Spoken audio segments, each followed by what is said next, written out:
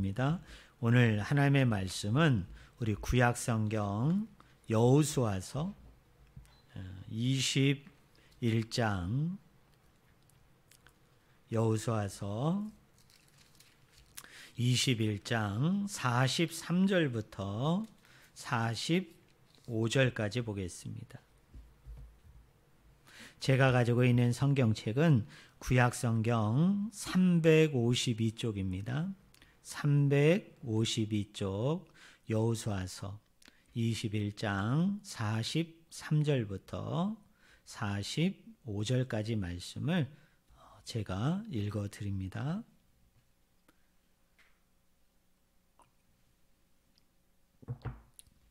여호수아서 21장 43절부터 45절까지 제가 읽어드립니다. 여호와께서 이스라엘의 조상들에게 맹세하사 주리라 하신 온 땅을 이와 같이 이스라엘에게 다 주셨으므로 그들이 그것을 차지하여 거기에 거주하였으니 여호와께서 그들의 주위에 안식을 주셨으되 그 조상들에게 맹세하신 대로 하셨으므로 그들의 모든 원수들 중에 그들과 맞선 자가 하나도 없었으니 이는 여호와께서 그들의 모든 원수들을 그들의 손에 넘겨 주셨음이니라. 여호와께서 이스라엘 족속에게 말씀하신 선한 말씀이 하나도 남음이 없이 다 응하였더라. 아멘.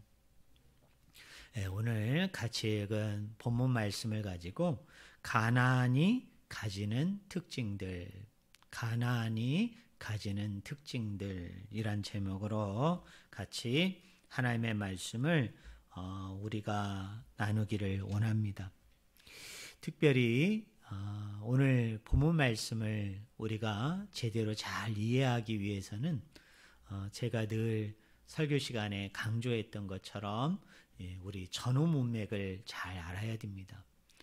특별히 구조 분석을 잘 해야만이 이 본문이, 이 말씀이 가지는 의미가 무엇인가를 우리가 제대로 잘 파악할 수 있습니다.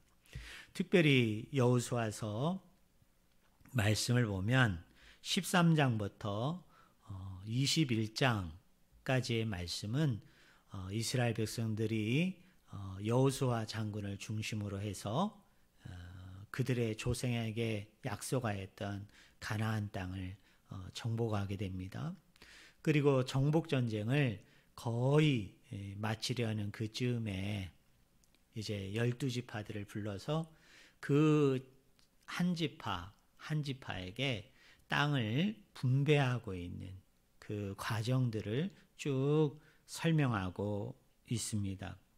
특별히 여호수아서 13장을 보면 그 요단강을 중심으로 요단 동편과 요단 서편 땅으로 이렇게 두 개로 분류를 합니다.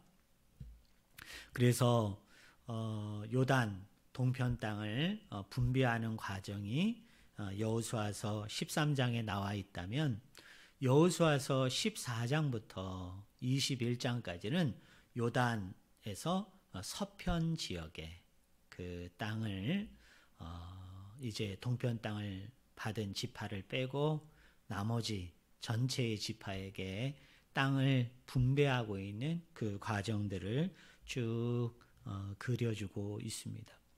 그런데 이 요단 동편 땅을 분배하는 것과 요단 서편 땅을 분배하는 이 13장부터 21장의 전체의 기사를 우리 성도님들이 자세히 읽어보면 이 말씀 속에서 우리에게 던져주고자 하는 핵심 메시지 몇 가지 중요한 특징들이 있습니다.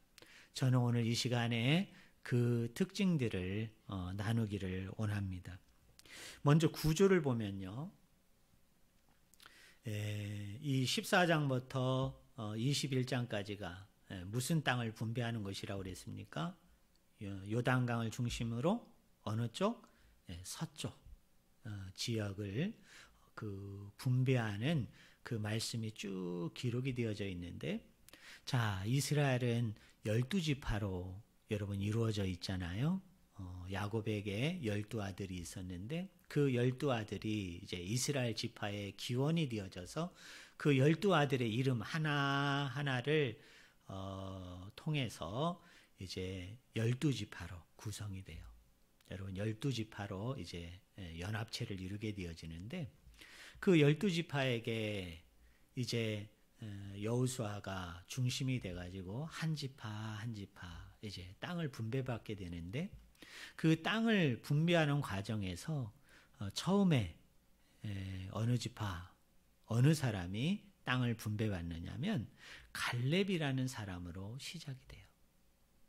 그리고 맨 마지막 맨 끝에 어느 지파 어느 사람에게 땅이 분배되는가를 가만히 보니까 놀라웠게도 여호수아가 그 땅을 분배받습니다. 그러니까 우리가 구조 분석을 하면 어떻게 돼요? 땅을 분배하는 말씀이 쭉 이루어져 있는데 그 처음은 누굽니까? 갈렙이에요. 그리고 그 마지막은 누구입니까? 여호수아로 구성이 되어 있어요. 그리고 이제 그 안으로 보면 이제 유다 지파가 이제 땅을 분배받고요. 그리고 유다 지파 뒤에 이제 요셉 지파가 땅을 분배받습니다. 그리고 난 후에 유다와 요셉 지파를 뺀 나머지 7지파가 땅을 분배받아요.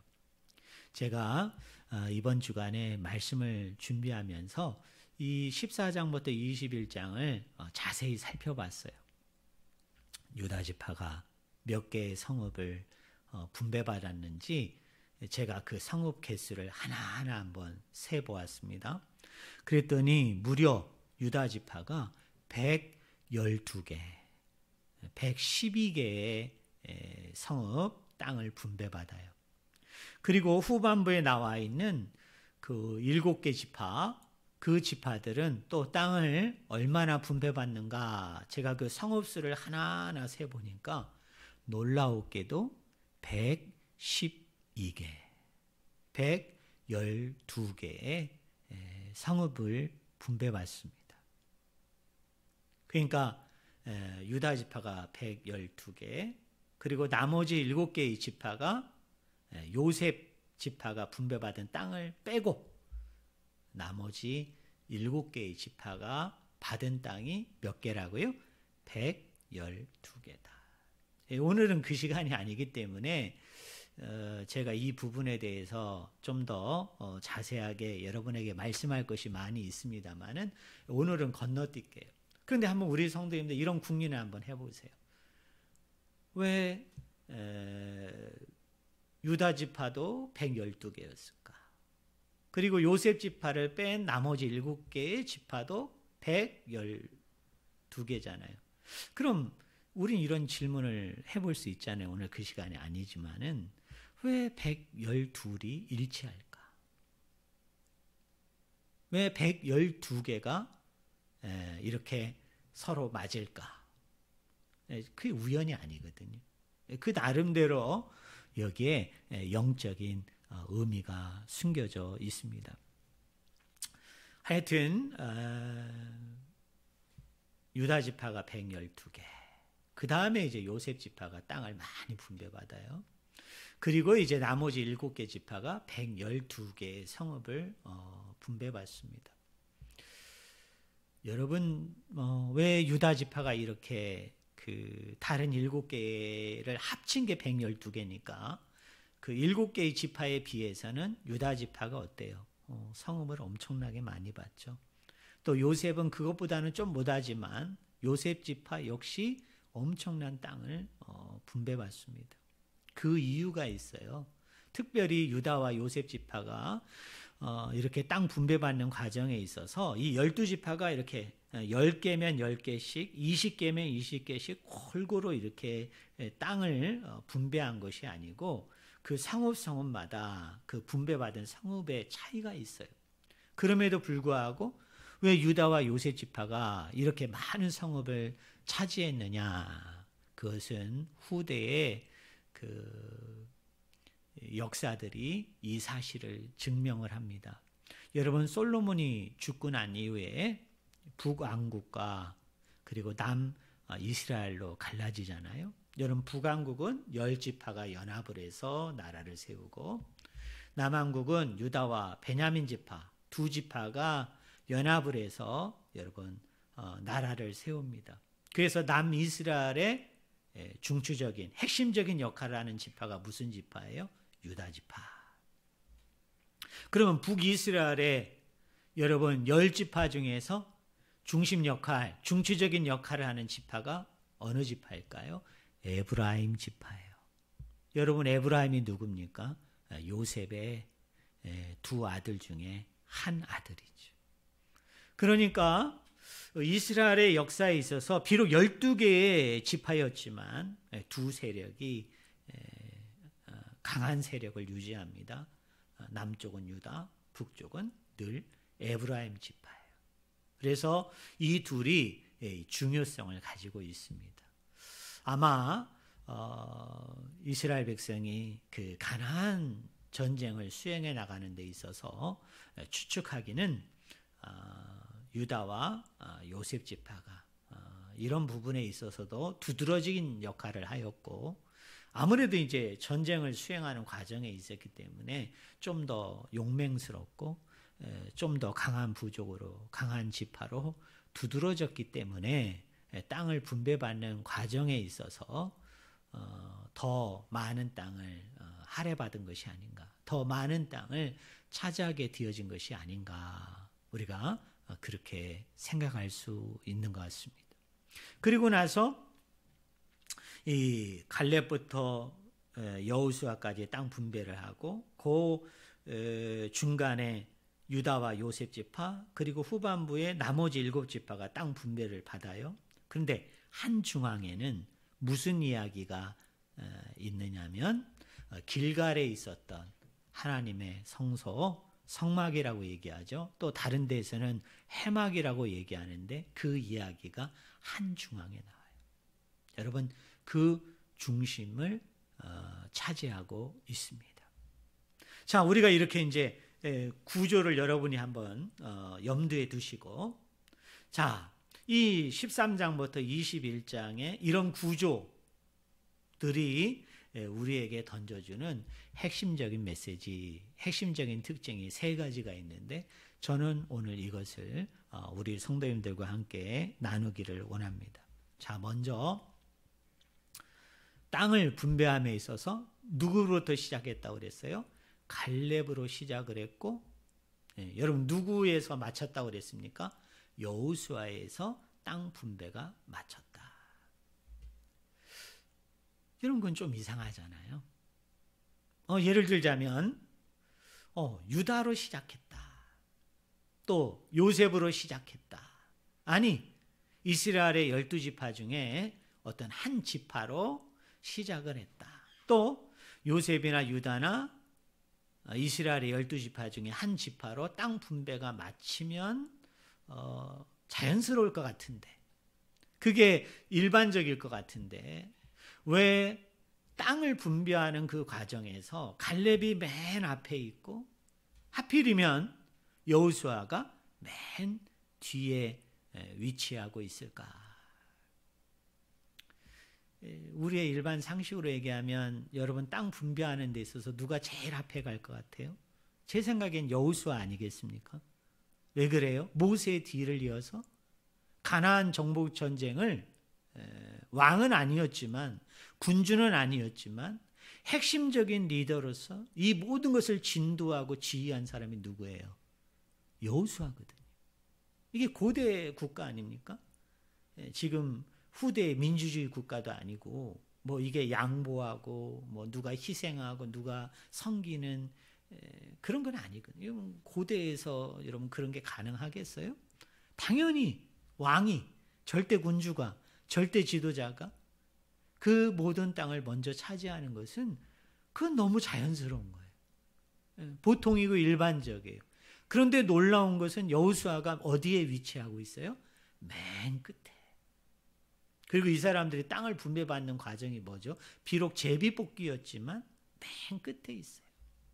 또 맨 앞에는 누굽니까? 갈렙이에요. 사실 갈렙은 한 사람이죠. 지파를 대표하는 사람은 아니죠. 그죠? 그런데 신기하게도 갈렙이 맨 앞에 있고 여호수아가 맨 뒤에 위치하고 있는 거예요. 왜 이렇게 했을까? 우리가 여호수아 1장부터 여호수아 마지막 장인 그 24장까지 전체 기사를 보면 이 갈렙과 여호수아는 가나안 정복 전쟁을 가능케 한, 가나안 정복 전쟁을 성공리에 마치는 데 있어서 핵심적인 중추적인 역할을 한 상징적인 인물들로 쭉 소개가 되고 있는 것을 우리가 말씀을 통해서 알 수 있습니다. 사랑하는 성도 여러분, 여호수아 갈렙 그러면 우리 좀 성경을 아시는 우리 성도님들은 머릿속에 몇 가지 사건이 여러분 생각이 날 거예요. 첫 번째 사건이 뭡니까? 이스라엘 백성이 출애굽을 하면서 하나님 앞에 너무나도 많은 원망과 불평과 또 모세와 하나님을 대적한 결과로 인하여 출애굽 1세대가 다 광야에서 죽잖아요. 그죠? 출애굽하는 과정에서 다 죽습니다. 그리고 가나안에 들어가질 못해요. 그런데 누가 가나안에 들어갑니까? 여러분, 출애굽 1세대임에도 불구하고 죽지 않고 가나안에 들어간 두 사람이 있죠. 그 사람이 누구예요? 갈렙과 여호수아죠. 그리고 민수기 13장에 보면 이스라엘 백성들이 가데스에 이르게 되어졌을 때 각 지파에서 한 사람씩 뽑아가지고 그 사람들을 가나안 땅에 정탐꾼으로 보내는 이야기가 나옵니다. 시간 관계상 간단히 얘기하면 12명의 정탐꾼을 가나안에 보냈는데 돌아와서 보고를 하는데 10명의 정탐꾼은 부정적인 보고를 해요. 그러나 누구는? 갈렙과 여호수아는 긍정적인 보고를 합니다. 그 긍정적인 보고가 무슨 보고예요? 믿음의 보고, 신앙의 보고입니다. 뭐라고 얘기해요? 우리가 볼 때 저 10명의 정탐꾼이 부정적으로 보고한 것처럼 그 사람들은 거인족, 거대한 사람이고, 그리고 성곽과 성벽이 있고, 그리고 철병거를 가지고 있는 사람들이기 때문에 저들과 싸우면 100점 100패 다 실패할 것입니다. 우리가 다 죽게 될 것입니다. 그렇지만 갈렙과 여호수아는 그때 믿음의 눈으로, 신앙의 눈으로 그 땅을 본 거예요. 왜요?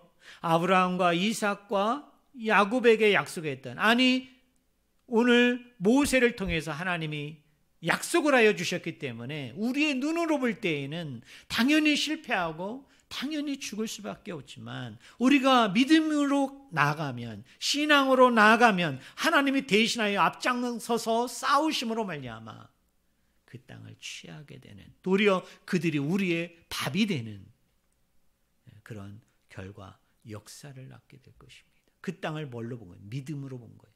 그 땅을 뭘로? 신앙의 눈으로 바라본 이야기가 민수기 13장에 나와요. 그리고 우리 갈렙과 관련해서 우리 성도님들이 또 아는 한 가지 이야기가 있죠. 여호수아서 14장에 보니까 그 당시 갈렙의 나이가 85세예요. 그런데 그 늙은 나이임에도 불구하고 이 갈렙이 어느 날 여호수아 장군을 찾아와서 요구하잖아요. 헤브론 산지를 나에게 주소서. 그 헤브론 땅은 난공불락의 요새였어요. 아까 가나안 땅을 탐지했던 10명의 이 부정적인 보고를 한 사람이 그곳에 거인들이 살고 있다라고 얘기했는데 이 헤브론 지역에 그 사람들이 살고 있었어요. 그리고 높은 지대에 있었기 때문에, 그리고 엄청난 성벽과 성곽으로 이루어져 있고 용사들로, 전쟁을 잘 수행하는 사람들로 이루어진 그 성읍이었기 때문에 감히 그 누구도 그 헤브론 산지를 점령한다, 정복한다 생각을 못할 정도로 그런 성읍이에요. 그런데 지금 85세인 노인이, 늙은 분이 지금 여호수아 장군을 찾아와서 그 산지를 나에게 달라. 그 산지를 내가 차지해야 되겠다. 그래서 여호수아 장군이 그것을 허락했을 때 어떻게 해요? 이 갈렙이 그 헤브론 산지를 취하게 되는, 그 헤브론 산지를 정복하게 되는. 그런데 이 모든 일련의 과정이 뭐예요? 믿음으로, 신앙으로, 하나님의 약속에 대한, 하나님의 언약에 대한 그 신실함을 가지고 그 약속을 굳게 믿고 그가 나아가게 되어질 때 그 성읍을 차지하게 되는 이 놀라운 경험, 체험을 이끌어낸 사람이 누구냐? 그 사람이 바로 갈렙이에요. 그리고 사랑하는 성도 여러분, 여호수아는 어떻습니까? 요단강을 건너서 가나안에 들어가서 그 정복 전쟁을 완료할 때까지, 완성할 때까지 믿음을 가지고, 신앙을 가지고 백성들을 앞장서서 인도했던 사람이 누구예요? 여호수아예요.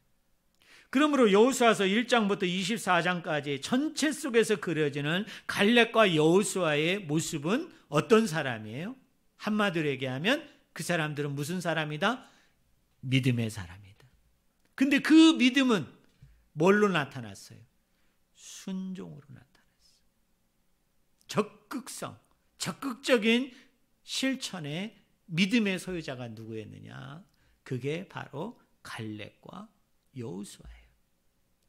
자, 이 이야기를 우리가 전제해 놓고서 한번 생각해 봐요. 왜 땅을 분배함에 있어서 갈렙을 맨 앞에 위치하고 여호수아를 맨 끝에 위치했을까요?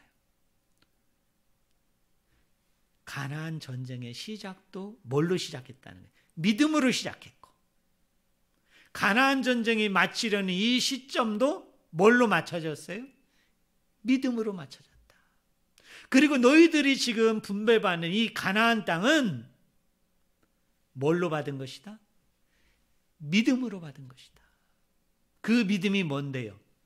순종이었어요. 그 순종을 통해서 하나님께서 그들에게 뭘 주신 거예요? 기업으로, 유산으로 상속하여 주신, 선물로 주신 땅이 뭐임을 기억하라는 거예요. 그것이 가나안이다. 그게 바로 오늘 너희가 분배받는 땅임을 알라. 그것이 하나님이 일깨우고자 특별히 여호수아 장군을 통해서 맨 처음에 누가 받고 갈렙이 받고 맨 마지막에 누가 받게 한 거예요? 여호수아가 받게 한 그 의도, 그 특징이 바로 여기에 있다는 것을 저는 우리 성도님들이 분명히 기억하기를 주님의 이름으로 간절히 축원을 드립니다. 가나안은 하나님 나라의 모형이에요. 하나님 나라의 그림자입니다. 자, 이스라엘 백성들이 그 가나안 땅을 뭘로 받았어요? 믿음으로 받았어요. 그죠? 그들의 군사의 우위에 있지 않아요. 어떤 전략에 있지 않아요. 어떤 전술에 있지 않아요. 아니, 몇몇의 용맹스러운 용사들에 있지 않아요. 이스라엘 사람들의 수에 있지 않아요. 힘에 있지 않아요. 그들의 노력, 그들의 성과에 있지 않아요. 이 가나안 땅은 뭘로 받은 거예요? 믿음으로 받은 거예요. 누가? 하나님이 그들에게 주신 거예요. 뭘 통해서? 믿음을 통해서. 사랑하는 성도 여러분, 우리가 하나님 나라에 들어가는 것도 마찬가지, 우리가 하나님 나라에 입성하는 것도 마찬가지입니다. 우리의 노력에 있지 않아요. 우리의 힘에 있지 않아요. 우리의 의지에 있지 않아요. 우리가 어떤 사람이냐, 우리가 어떻게 했느냐, 거기에 있지 않아요.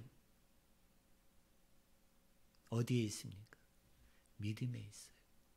그 믿음은 뭐예요? 적극성, 실천적인 믿음의 힘에 있어요. 믿음의 능력에 있어요. 그 순종에 있어요. 저는 우리 성도님들이 이것을 꼭 기억하기를 주의 이름으로 축원을 드립니다. 내가 구원받는 것, 내가 하나님의 자녀가 되는 것, 내가 하나님의 나라를 유업으로 상속으로 받는 것은 나에게 있지 않아요. 내가 누군가에 있지 않아요. 내가 어떤 것을 했느냐, 내가 어떤 일을 했느냐, 내가 어떤 수고를 했느냐, 어떤 희생과 봉사를 했느냐, 내가 하나님을 위해서 무엇인가를 힘쓰고 노력하고 애썼느냐에 있지 않아요.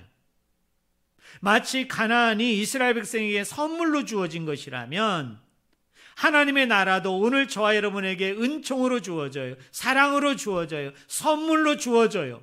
그런데 그것이 뭐를 통해서 주어진다? 믿음을 통해서 주어진다. 그 믿음을 통해서 오늘 저와 여러분에게 주어지는 것이 있어요. 그 선물이 있어요. 은총이 있어요. 사랑이 있어요. 그게 뭐예요? 구약적인 맥락에서는 가나안. 신약적인 맥락, 오늘을 사는 그리스도인인 저와 여러분에게 뭐예요? 그게 하나님의 나라다. 자, 두 번째로 아까 제가 설교 초반부에 구조 이야기를 했는데요. 자, 갈렙과 여호수아가 땅 분배를 하면서 처음과 마지막이고, 그 다음에 유다 지파가 땅을 분배받고, 요셉 지파가 땅을 분배받고, 나머지 7개의 지파가 땅을 분배받는다. 우리 성도님들 기억합니까? 그 중앙에는 누가 있어요? 그 중앙에는 뭐가 위치하고 있다고 그랬죠? 길갈에 있었던 뭐가? 성소가. 그 해막과 장막이 실로 새로운 성소로 옮겨지는 그 이야기가 그 한 중앙에 위치하고 있어요. 여러분, 감을 잡습니까? 왜 가나안 땅을 분배받고 가나안 땅을 상속받는 이 말씀 속에 그 한중앙에 왜 성소가 있을까요? 왜 실로에 있는 성소 이야기가 그 중심을 차지하고 있을까요? 성소가 뭐예요? 하나님이 임재하는 곳이에요. 하나님의 거처입니다. 하나님의 집이에요. 그래서 이스라엘 백성들이 그 성소에 가게 되어지면 누구를 만나게 돼요? 하나님을 만나게 돼요.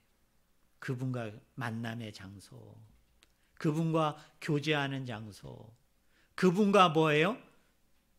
소통하는 그 장소, 바로 그것이 어디예요? 그게 성소고 여러분 실로예요. 근데 그게 어디에 있어요? 중심에 있어요. 한 중앙에 있어요. 사랑하는 성도 여러분, 오늘 그리스도인들은 어떤 사람입니까? 또 여러분들에게 누가 질문해요. 선생님은 누구는 그리스도인이시죠? 교회 다니시는 분이시죠? 자, 그리스도인이 뭐예요? 성도가 뭐예요? 하나님의 자녀가 뭐예요? 라고 얘기할 때 우리가 뭘 얘기해야 되죠? 우리는 하나님을 어디에? 내 중심에, 내 한가운데, 한중앙에 모시고 사는 사람. 그럼 우리는 여기서 질문해야 되죠. 내가 하나님을 중심으로 한다, 하나님을 내 마음의 중심에 모시고 산다라고 얘기할 때 뭘 의미하는 거예요? 하나님이 나의 주인이시고 하나님이 나의 왕이 되어주셔서 그분의 다스림, 그분의 인도하심, 그분의 보호하심, 그분의 이끌어주신 가운데 사는 사람이 누구예요? 그 사람들이 가나안에 있는 이스라엘 백성이에요. 하나님 나라에 속해 있는, 하나님 나라 안에 들어와 있는 하나님 백성들의 특징이에요. 그런데 안타깝게도 오늘날 적지 않은 우리 그리스도인들을 보면 우리가 하나님의 은혜를 얘기하고 하나님의 사랑을 얘기하고 하나님의 경험과 체험을 얘기할 때 우리는 다른 사람들에게 대부분 뭘 얘기하죠? 하나님에게 우리가 뭘 응답받았는지, 또 하나님을 통해서 우리가 뭘 가지게 됐는지, 하나님을 통해서 우리가 뭘 소유하게 됐는지, 보이는 거, 가지는 거, 누리는 거잖아요. 근데 이게 우리가 엄밀히 이야기해 보면 세상 사람들과 다르지 않잖아요. 세상 사람들도 그 하나님의 자리에 돈을 놓고, 그 하나님의 자리에 명예를 놓고, 지위를 놓고, 권세를 놓는 거죠. 근데 오늘 우리 그리스도인들도 하나님은 이름은 언급하지만, 하나님은 운운하지만, 우리는 하나님의 축복을 받았다고 얘기할 때, 하나님의 사랑을 받았다고 그럴 때, 하나님의 은혜를 받았다고 얘기할 때, 우리 대부분 이야기하는 사람들의 이야기를 가만히 들여다보면 세상과 그렇게 다르지 않아요. 뭘 소유하고 뭘 가지고 지금 내가 어떤 것을 누리는가, 거기에 관심이 있잖아요. 거기에 초점이 있잖아요. 그래서 그런 것을 좀 가지고 누리고 소유한 사람은 뭔가 하나님의 축복을 많이 받은 것 같고, 그런 걸 누리거나 그런 걸 소유하지 못하고 도리어 가난이 오고 고통이 오고 어려움이 오고 힘든 일이 오면 왠지 내가 하나님의 사랑을 덜 받은 것 같은, 하나님의 은혜와 축복을 덜 받은 것 같은 그런 생각을 하잖아요. 근데 지금 이스라엘 백성들이 땅을 분배받는 과정을 보면 분명히 땅을 유업으로 받아요. 땅을 상속으로 받아요. 하지만 그 상속받는 모든 일련의 과정에 그 중심에는 뭐가 있어요? 성소가 있어요. 마치 이렇게 얘기하는 것 같지 않습니까? 땅도 중요하지만 너희들이 몇 개의 성읍을 차지하는 것, 그것도 중요하지만 그 하나님이 주시는 거거든요. 하나님이 허락해 준 거잖아요. 하나님의 선물이고 은총이고 하나님의 능력이잖아요. 하나님의 권세잖아요. 그런데 하나님은 또 이렇게 얘기하는 것 같아요. 이것보다 더 중요한 게 있다. 나를 통해서 너희들이 뭔가를 받고 뭔가를 소유하고 뭔가를 누리는 것보다 더 중요한 게 있다는 거예요. 더 중심에 둬야 된다는 게 있다는 거예요. 더 한중앙에 둬야 되는 게 있다는 거예요. 그게 뭐예요? 그게 성소예요. 그 성소는 뭡니까? 하나님의 거처예요. 하나님의 집이에요. 그 성소가 우리에게 이야기하는 게 뭐예요? 만남이에요. 교제이고 소통이고 연합이에요. 그게 더 중요한 거예요. 이 선후 관계를 바꾸면 안 된다. 이 우선의 관계를 바꿔서는 안 된다는 거예요. 결국 내가 그리스도를 믿고 내가 그리스도를 따르려 하고 내가 하나님을 위해서 살고자 하는 것은 내가 아닌 거죠. 내가 하나님에 의해서 뭘 받고 뭘 소유하고 뭘 누리려는 것이 아니라, 그것도 주시지만 그것보다 더 중요한 게 있다. 그 중심을 잃어버려서는 안 된다. 그 우선, 그 핵심을 잃어버려서는 안 된다. 그 핵심이 뭐예요? 주님을 내 중심에 모시는 것. 그래서 그분의 다스림, 그분의 인도하심, 그분의 통치하심 가운데 그분의 뜻을 알아, 계획을 알아 순종하는 삶, 하나님을 전적으로 섬기는 삶, 그 삶이 중요하다 이거예요. 그것이 오늘 이 13장부터 21장의 전체의 구조 속에서 하나님이 우리에게 던져주고자 하는 핵심적인 메시지. 마지막 세 번째로, 제가 아까 구조 분석을 할 때 말씀을 드리진 않았습니다만 이 13장부터 21장까지를 쭉 보면요, 계속 언급되는 사람들이 있어요. 그 사람들이 누구냐? 레위인에 대한 강조가 계속 나타납니다. 여러분, 여호수아서 13장은 요단강을 중심으로 어느 쪽? 동쪽에 있는 사람들에게 요단강의 동편 지역의 땅을 분배받는 지파에 대한 이야기가 한 장에 나온다고 얘기했죠. 근데 그 맨 마지막 여호수아서 13장 33절을 보면 레인에 대한 언급이 나옵니다. 자, 그리고 14장부터 21장까지 이 요단 서쪽 지역의 땅을 분배하는 과정의 이야기가 쭉 나오는데 그 후반부 쪽에 쭉 가보면 레인에 대한 이야기가 나와요. 그리고 레인에 대한 언급이 반복적으로 나옵니다.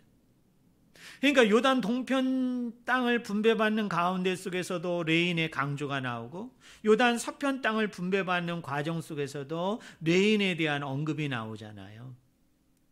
이게 중복이잖아요. 반복이잖아요. 그럼 우리는 여기서 질문해 봐야 되죠. 왜 땅을 분배받는 과정 속에서 이렇게 레인에 관한 언급이 한 군데만 나오지 않고 동편 땅과 서편 땅을 분배받는 과정에 중복적으로 반복적으로 나타나고 또 서편 땅을 분배받는 과정 속에서 레인에 대한 강조가 여느 지파와 버금갈 정도로 똑같을 정도로 두드러지게 레인에 대한 강조를 왜 하게 되어졌을까? 그게 이 분배받는 과정 속에서 나타나는 세 번째 특징이에요. 사랑하는 성도 여러분, 레위는 뭐 하는 사람들이죠? 두 가지 일을 합니다. 하나님 앞에 제사 드리는 일을 해요. 제사 드리는 일을. 또 하나는 뭐죠? 하나님의 백성들에게 율법을, 말씀을 가르치는 일을 하는 거예요. 그럼 우리 성도님들 여기서 힌트를 얻으셨죠? 왜 땅을 분배받는 과정 속에서 가나안 땅을 상속받는 과정에서 왜 레인에 대한 강조가 나오는 겁니까? 이 가나안은 뭐의 모형이었다? 하나님 나라의 모형이다. 하나님 나라의 그림자예요. 장차 이 땅에 임하게 되고 장차 이 땅에 완성이 되고 성취되어질 이 하나님의 나라 바실레이에 대한 모형이고 그림자이고 상징이에요. 그런 하나님 나라가 가지고 있는 세 가지 특징. 하나는 하나님 나라는 뭘로 들어간다? 믿음으로 들어간다. 그걸 강조하기 위해서 갈렙과 여호수아를 앞과 뒤에 위치시켰다고 그랬죠. 그리고 하나님 나라의 중심은 뭐다? 성소예요. 그 성소는 뭐예요? 하나님과의 만남, 하나님과의 교제, 하나님과의 소통, 하나님과의 연합, 하나됨이라고 얘기했죠. 그리고 이 하나님 나라가 궁극적으로 추구해야 될 사명이 있어요. 이 하나님 나라 안에 있는 사람들이 궁극적으로 추구해야 되는 비전이 있어요. 그건 두 가지예요. 뭐예요? 예배와 가르침이에요. 예배와 양육인 거예요. 마치 이런 거죠. 하나님 나라를 믿음으로 상속받은 사람들. 그리고 그 하나님 나라 안에서 하나님과 끊임없는 만남과 교제와 소통과 연합을 이루어야 되는 오늘 저와 여러분이 이 땅 안에서, 이 세상 안에서 우리가 살아가면서 우리가 두 가지의 핵심적인 사명을 감당해야 돼요. 핵심적인 비전을 우리가 이루어가야 돼요. 그것은 뭐예요? 예배하고 말씀으로 양육받고 훈련받는 거예요. 그래서 레인이 두드러지게 강조가 되고 있는 거예요. 그럼 뭐 이게 교회의 본질이에요. 이게 교회의 사명이고 교회의 비전이에요. 사랑하는 성도 여러분, 왜 교회가 세워져야 돼요? 왜 교회가 필요한 거예요? 왜 내가 교회를 이루어야 되는 거예요? 두 가지예요. 하나님을 예배하고 열심히 말씀을 배워야 돼요. 열심히 말씀의 가르침을 받아야 돼요. 내가 양육되고 훈련되어져서 그리스도를 닮아가는, 하나님을 닮아가는 온전한 장성한 믿음의 분량에까지 우리가 이르러야 돼요. 그 사명을 게을리해서는 안 돼요. 그 비전을 게을리해서는 안 돼요. 안타깝게도 지금 코로나19로 인하여 우리가 모여서 예배하지 못하고, 또 이제 소그룹 모임도 하지 말라고 하니까 우리가 모여서 말씀을, 가르침을 받고 양육을 받는 일을 우리가 못하고 있잖아요. 목회자인 저 한 사람도 너무나 가슴 아파요. 너무나 안타까워요. 우리가 더 자주 모여서 예배하고, 또 예배함은 물론 우리가 흩어져서 소그룹으로 계속 우리가 양육받고 훈련받아야 되잖아요. 왜 그래요? 아까 하나님 나라가 가지고 있는 세 번째 특징이 그거라고 그랬잖아요. 뇌인을 두드러지게 강조하는 이유와 의도가 거기에 있다고 얘기했잖아요. 자, 믿음으로 하나님 나라를 상속받은 사람들, 그리고 그 하나님 나라 안에서 그 만남과 교제와 연합을 통해서 하나됨을 이루고자 하는 사람들이 가지고 있는 핵심적인 두 가지 사명이 예배와 양육과 가르침이기 때문에, 가르침 받는 것이기 때문에 우리가 이걸 게을리하거나 태만히 여기거나 이걸 포기할 수 없는 거죠. 우리가 지금은 이렇게 영상으로 예배하니까 여러분 이 예배라도 여러분이 사모했으면 좋겠고요. 우리 코로나가 좀 잠잠해지면 우리 함께 모여서 이렇게 예배하는 공동체, 그리고 예배뿐만 아니라 뭐예요? 말씀을 끊임없이 가르침받고 양육받는, 그래서 영적으로 이 말씀을 날마다 먹고 취함을 통해서 더 성숙되고 더 건강하고 더 하나님께서 영광받는 우리 귀한 성도님들 한 분 한 분이 다 되어지기를 주님의 이름으로 간절히 축원을 드립니다. 기도하겠습니다.